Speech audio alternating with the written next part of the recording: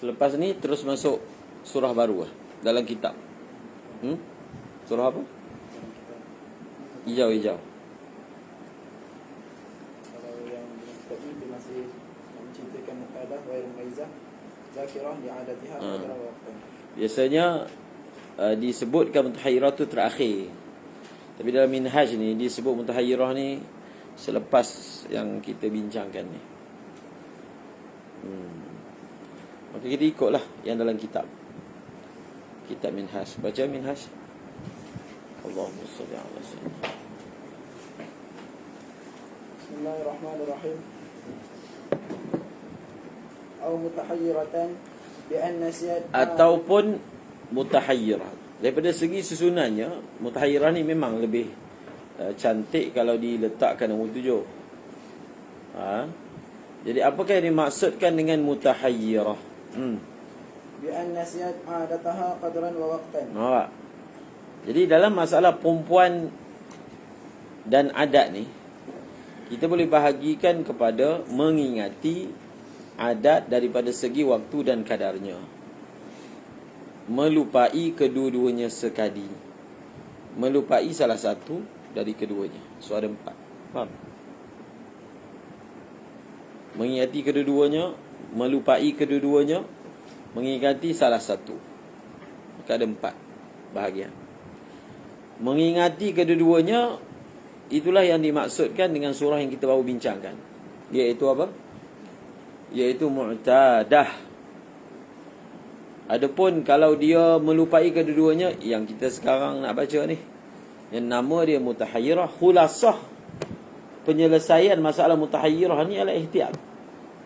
Jadi bila kita dah faham dah apa yang dimaksudkan dengan ihtiyat, maka mudahlah untuk kita memahami masalah mutahayyirah ini. Baca. Wala tamyiza. Perempuan ini bi'an nasiyah nasiyat adataha qadran wa waqtan. Dia lupa adat dia qadar dan waktu. Kemudian dalam masa yang sama tidak ada tamyiz. Sebab kalau dia lupa adat, dia mumayyizah, tak ada masalah lupa adat tu. Sebab kita ada tamyiz yang boleh dijadikan pengukur bagi menentukan darah.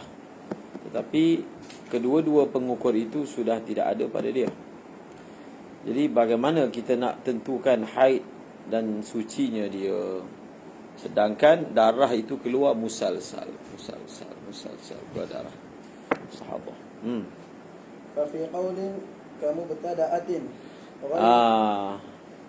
Qaul muqabil ni dia senang nak hafal, senang nak diamalkan pun, berbanding lawan dia. Tapi itu adalah qaul yang dhaif.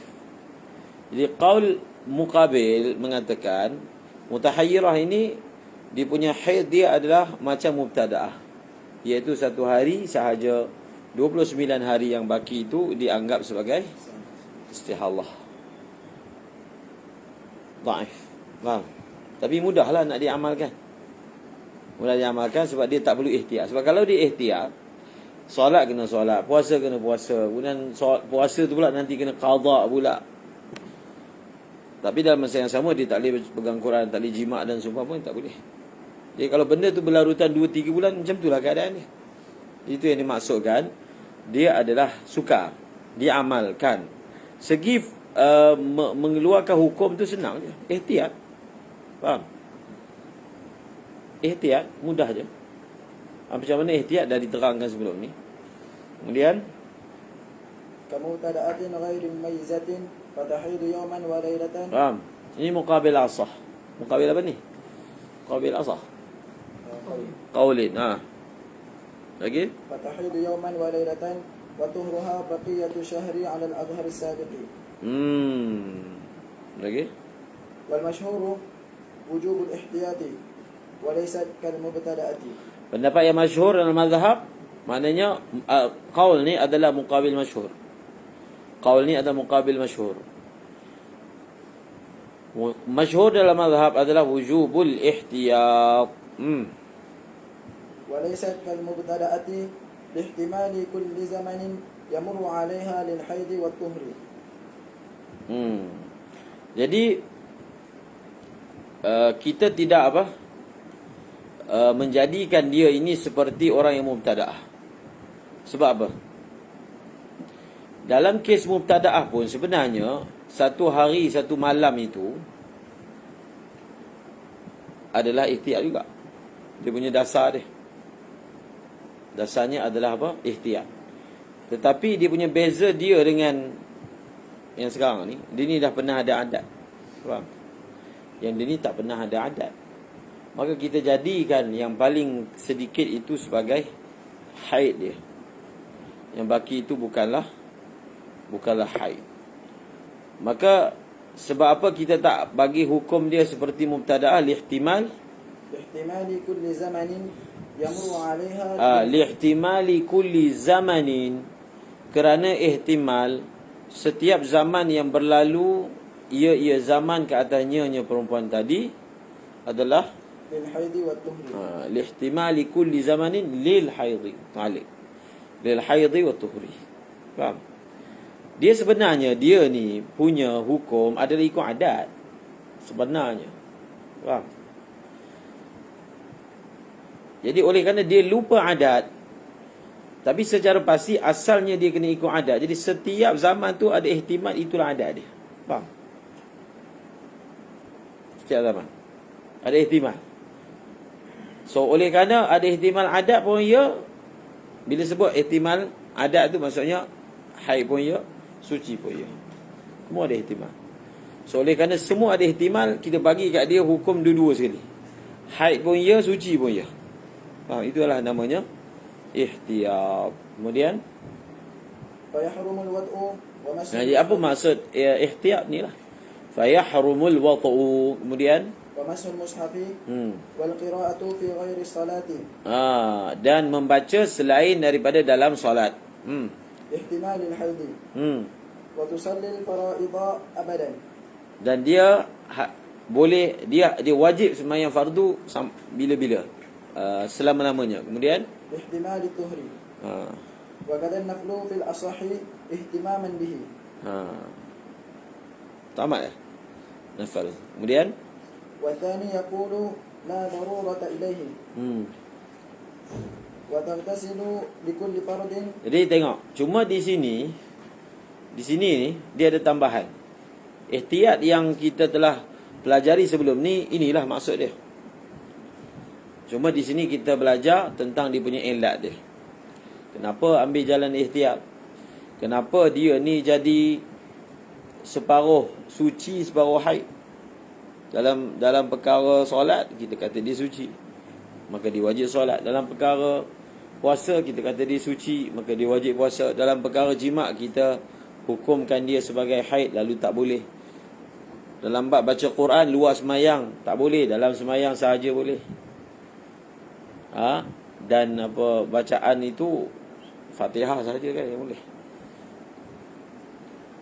Fatihah. Kalau faqidut tahurain, Fatihah saja yang boleh. Dalam bab semayang sunat pun ada ulama kata tak boleh. Sebab semayang sunat bukan wajib. Jadi kenapa dia nak iqtiham? Maksudnya dia nak perlu risikokan diri dia semayang sunat dalam keadaan mungkin pada ketika itu dia haid, berdosa kan. Ada beza dengan semayang fardu. Semayang fardu tuntutannya wajib, tak apalah. Bila wajib ni belaga dengan benda yang asalnya haram, maka wajib itu dibolehkan. Faham? Tapi pendapat yang muktamad ditulis di sini, yang apa sunat pun boleh, muktamad. Kemudian ihtimaman bihi. Jadi kenapa pula semayang sunat boleh? Ihtimaman bihi, sebab nak ambil berat dengan semayang sunat. Sebab kalau benda ni berlaku 2-3 bulan, maknanya dia hanya boleh semayang fardu je. Kita tak bagi dia semayang sunat. Jadi walaupun baca Quran tu sunat, tapi semayang sunat ni dia adalah sunat yang lebih tinggi daripada baca Quran. So ihtimaman bihi dibenarkan. Kemudian watani yaqulu la darurata illa. Dan muqabil azhar. Muqabil asab berpandangan tidak boleh semayang sunat kerana tidak ada darurat untuk dia semayang sunat. Kemudian wa taghtasilu likulli fardin. ini yang saya maksudkan tambahan. Tambahan daripada apa yang kita dah belajar tentang ihtiyat. Wa taghtasilu, dia perlu mandi. Wa taghtasilu likulli fardin ba'da dukhuli waqtihi. Wa taghtasilu likulli fardin ba'da dukhuli waqtihi. Ini ni ya, kena amal ni mutahayyirah kan. Dalam surah yang kita belajar sebelum ni, yang 4 hari kena ihtiyat pun dia kena buat ni juga. Faham? Sama. Wa taghtasilu likulli fardin, dia perlu mandi. Setiap kali nak solat mandi, solat mandi. Kecut badan perempuan. 5 hari sekali mandi.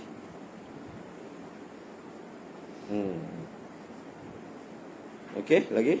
Ihtimal inqita'id dami. Ihtiyat juga. Sebab tu saya kata muqabil itu lebih mudah. 1 hari saja segi praktikalnya. Dan mazhab Hanafi dia bukan begini dalam penyelesaian dia. Okey, ihtiyat. Setiap kali nak semayang kena mandi. Sebab apa? Dia punya kaedah dia, bila ada ihtimal sahaja inqita', maka kena mandi. Oleh kerana dia memang tak tahu langsung, maka setiap waktu solat itu dikira ada ihtimal darahnya putus. So kita tak boleh semayang bila darah kita dah putus, melainkan kita mandi setiap kali. Cuma baca Qala fi syarh al-Muhaddabi 'anil ashab fa in 'alimat waqta inqita'ihi ka inda al-ghurubi. Tapi kalau perempuan ni, ini yang maksud saya, cuma ni asalnya dia kena mandi setiap waktu. Cuma kalaulah dia ni ada satu adat, darah dia ni hanya berhenti sebelum maghrib. Dia tak ada darah berhenti tak tentu. Subuh kadang, Zuhur kadang. Dia kalau berhenti mesti maghrib sebelum. Contoh, kalaulah memang dia mengingati adat berhenti seperti itu, maka dia tak wajib mandi setiap kali solat. Dia hanya wajib mandi tu kat maghrib tu. Faham? Pada waktu itu sahaja. Faham tak? Ini untuk apa? Untuk fa in alimat, yakin. Kalau dia yakin. Baca. Fa in alimat waqtan qita'ihi ka indal ghurubi. Ka indal ghurub. Lazimah al-ghuslu kulla yawmin aqibal ghurubi.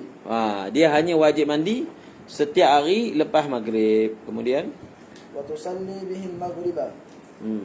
Wa tatawadda'u li baqi as-salawati. Dia tak perlu mandi.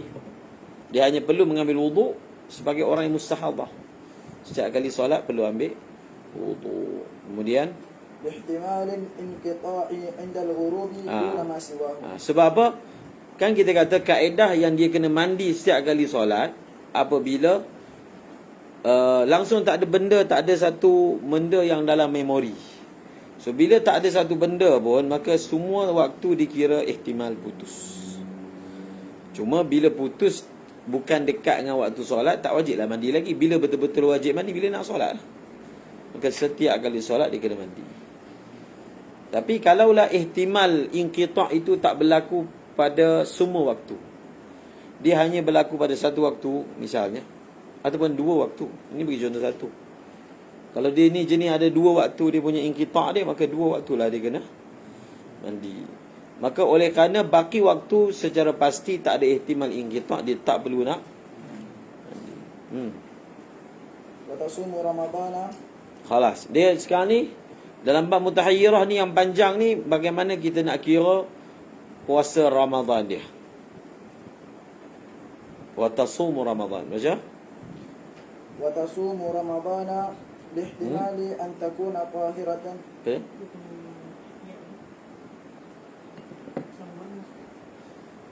Selama mana? Selama itu. Selama dia berkeadaan itu. Jadi cari. Sekali kita klik masalah itu. Secari. Soalannya dia kena buat macam ni sampai bila? Sampai dia macam tu. Selagi dia mutahayyirah, itulah yang dia kena buat. Faham? Kalau dia dah berubah jadi tak mutahayyirah, Contohnya tiba-tiba darah dia jadi mumayyizah kan. Dia pakailah kaedah mumayyizah. Tiba-tiba dia jatuh, teringat balik memori dia. Dia pakai adat dia. Faham? Kalau tak, beginilah keadaan dia. Mutahayyirah ataupun dipanggil juga muhayyirah. Muhayyiratun lil fuqaha fi halli mushkilatiha. Dia menghairankan fuqaha untuk menyelesaikan masalah dia. Wa muhayyiratun li zawjiha. Siapa yang nakal, kita doa dia dapat isteri mutahayyirah. Amin. Qul amin. Tak berani. Doa lepas tahajud, ya Allah pelajar yang ni dapat isteri mutahayyirah. Okey. Lagi? Watasumu Ramadana Watasumu Ramadan. Dan dia berpuasa pada bulan Ramadan. ihtimali an takuna tahiratan jami'ahu. Orang kalau normal, biasanya lah dia tak akan dapat puasa Ramadan penuh. Mesti dia ada tak puasa sebab uzur kan. Tapi bila dia jadi mutahayyirah ni, puasa dia kena puasa 20 sebulan 30 hari. Tu yang saya sebut ni, dia kena puasa 2 bulan lebih. 2 bulan lebih. Ni semua gara-gara ihtiyat. Faham? Gara-gara ihtiyat. Dia berpuasa. Macam mana ni mutahayyirah ni? Berpuasa Watasumu Ramadana thumma syahran kamilain. Berapa? Thumma syahran kamilain. Maknanya 2 bulan. Dia puasa bulan Ramadan penuh. Tak kisahlah kalau Ramadan 29 lah. 30. Kemudian dia puasa lagi sebulan. Tak cukup lagi, tambah lagi. Dia kena puasa beberapa hari lagi lepas tu. Itu semua ada rajah dalam buku hijab. Bila dia berpuasa 2 bulan ni, dia belum lagi dapat 30 hari. Dah puasa 60 hari ni, ataupun 59 hari, tapi dia belum dapat lagi, menurut jangkaan dan anggaran lah, belum dapat lagi 30. So kita kena tambah lagi puasa dia sampailah dapat. Dia tak cukup 2 hari. Bi an yakuna Ramadan 30 wa ta'tiya ba'dahu bi 30 yawman mutawaliyatan. 30 tu dia kena puasa musalsal. Dia tak boleh puasa runcit-runcit, tak boleh, straight. 30 tambahan tu. Okey. Fa yahsulu laha min kullin minhuma. Jadi daripada 60 hari tadi, dia memperolehi 14 daripada setiap satu bulan itu dia memperolehi 14 hari. Ini kita diandaikan dia berpuasa 30 hari Ramadan. Daripada 30 pertama dapat 14. Daripada 30 kedua pun dapat 14. Baru 28. So kalau puasa pada tahun itu 29 hari, dia ada hutang 1 hari lagi. Kalaulah puasa pada tahun itu 30 hari, dia ada hutang 2 hari. Kita nampak macam simple, sehari. Jadi pilih mana-mana hari, qada. Tak boleh. Dia kena ikut dia punya urutan dia. Tak boleh suka-suka hari mana dia pilih, tak. Ihtimali an tahidha fihima. Okey, sebelum kita masuk kepada apakah kaedah untuk dapatkan lagi yang 2 tu, kan? Sekarang ni diterangkan mengapa begitu. Okey, buka buku hijau, tengok rajah yang dibuat.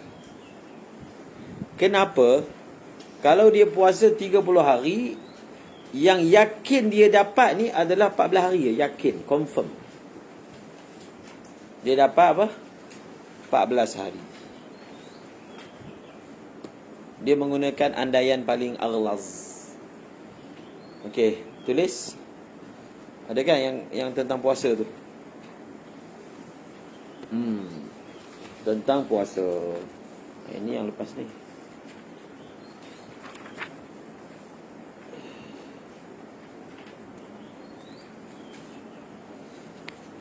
Ni. Okey, tulis Bapak hitam.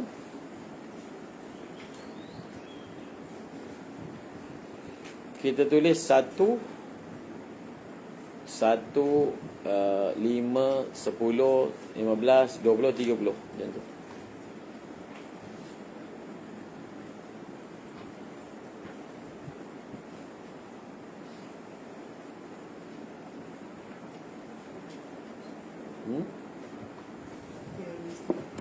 Puasa ni 3 gelombang.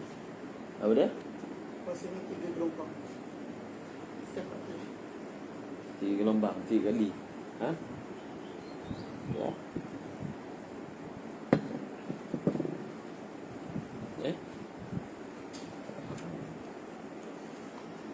Pakai dia tulis. Kalau ngajar tu tulis 1 sampai 30. Tak ada buat ringkas-ringkas ni. Okey. Jadi dia kalau puasa tahun tu 29 hari, dia akan dapat 13 hari je. Faham? Sebab tu surah yang diandaikan di sini adalah surah yang dia puasa 30 hari. Jadi kenapa kita kata dia kalau dia puasa 30 hari dia dapat hanya 14 hari. Baca. Islam 49. Cara berpuasa Ramadan bagi mutahayyirah, ia harus mengerjakan puasa Ramadan sebulan penuh. Kemudian dia mengerjakan puasa lagi sebulan 30 hari berturut-turut kerana mungkin sebenarnya dia haid 15 hari 15 malam. Mulai tanggal Kita ambil kemungkinan paling tinggi. Dia haid paling tinggi, itu dipanggil dalam kaedah ihtiyat ni kita ambil aghlaz ahwal. Boleh je kita andaikan bulan tu dia haid 10 hari je.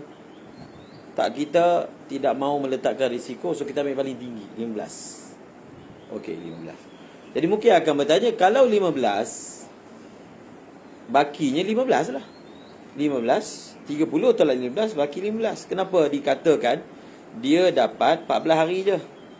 Kalau puasa 30 hari, dia dapat 13 hari je. Kalau puasa 29 hari. Kerana baca Terus. Mungkin sebenarnya dia haid 15 hari 15 malam. Mulai tanggal 1 siang sampai tanggal 16 siang. 1 siang sampai tanggal. Jadi okey, ini semua fatwa ni dibuat atas dasar ihtiyat. Tak adalah hadis. Faham? Tentang yang benda-benda ni tak adalah hadis. Yang ada dalam hadis kena ihtiyatlah agama. Itu ada. Faham? Da'ma yaribuka ila ma la yaribuka.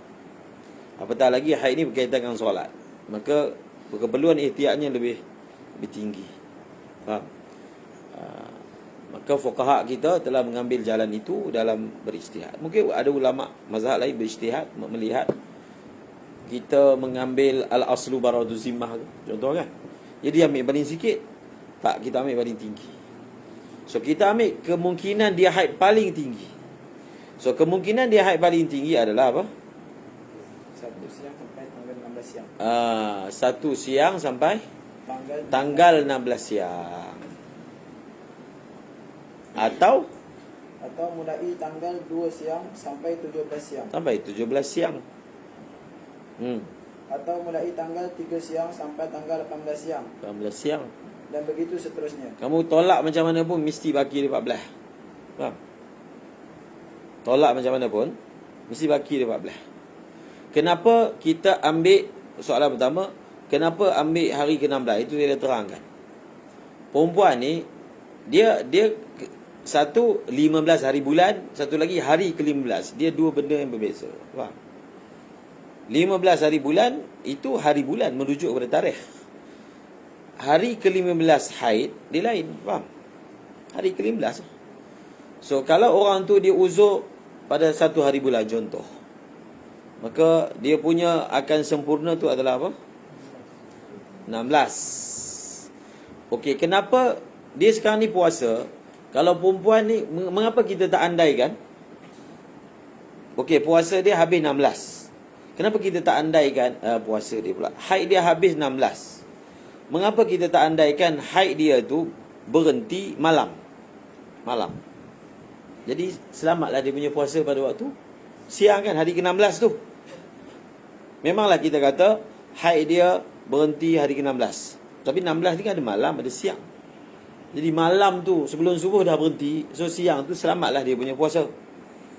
Kenapa? Sama juga kaedah tadi, mengambil andaian yang paling aghlaz. Faham? Aghlazul ihtimalat. Ihtimal yang paling berat. Siang malam yang mana lagi berat? Siang. Sebab bila siang dia akan korbankan puasa. Puasa jadi tak sah. Bila ada je haid pada siang, maka tak sah kan? Maka sebab itu 16 hari habis. 3/14.